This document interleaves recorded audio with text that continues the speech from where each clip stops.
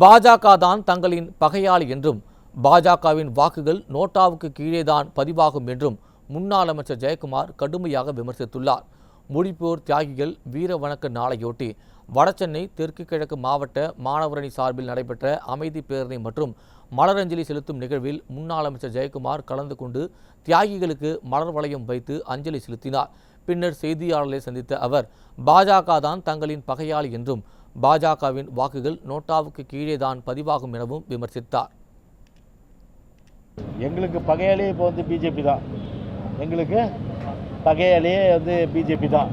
அதனால் இப்போ இவரை பொறுத்தவரை பார்த்தீங்கன்னா இப்போ இங்கேருந்து இப்போ கூட்டணியில் இருந்து இப்போ கூட்டணியில் இல்லாத ஒரு சூழ்நிலை ஆயிடுச்சு. அதாவது பார்த்தீங்கன்னா அவர் இப்போதும் இல்லை எப்போதும் இல்லைன்ற மாதிரி ஆகிடுச்சு. ஏன்னா அவரை பொறுத்தவரை கருத்துக்கள் சொல்லுவார். ஆனால் தேர்தலை பொறுத்தவரை மக்கள் தீர்மானிக்கின்ற விஷயம். அப்போ வாக்கு என்னும்போது தெரியும். அதாவது யார் நோட்டாவுக்கு கீழே போகிறாங்கன்னு நீங்கள் பார்ப்பீங்க. பிஜேபி நோட்டாவுக்கு கீழே தான் போகும். தொடர்ந்து பேசிய முன்னாள் அமைச்சர் ஜெயக்குமார் பல்லடம் தனியார் தொலைக்காட்சி செய்தியாளர் மீது தாக்குதல் நடத்தப்பட்டதற்கு கண்டனம் தெரிவித்தார். மேலும் இது ஜனநாயகத்தின் மீது நடத்தப்பட்ட தாக்குதல் என்றும் விமர்சித்தார். இப்போ திருப்பூரில் செய்தியாளர் ஒரு பெரிய அளவுக்கு கொடூரமாக தாக்கப்பட்டிருக்காரு.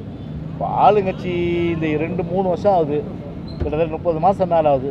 30 மாதத்தில் எத்தனை மீடியாக்கள் மேலே வழக்கு போட்டிருக்காங்க, எத்தனை மீடியாக்கள் மேலே பார்த்தீங்கன்னா ஜெயிலில் உள்ள தள்ளியிருக்காங்க. சோஷியல் மீடியாவில் சரி, அதே போல் மற்ற மீடியாக்களையும் அதெல்லாம் அவங்க ஒரு சகிப்புத்தன்மை கிடையாது. ஒரு சகிப்புத்தன்மைன்றதே கிடையாது. ஜனநாயகத்தின் மீது தொடுத்த தாக்குதல், நான் பத்திரிகையாளர்ன்றதை விட ஒரு ஜனநாயகத்தின் மீது தொடுக்கப்பட்ட தாக்குதல்.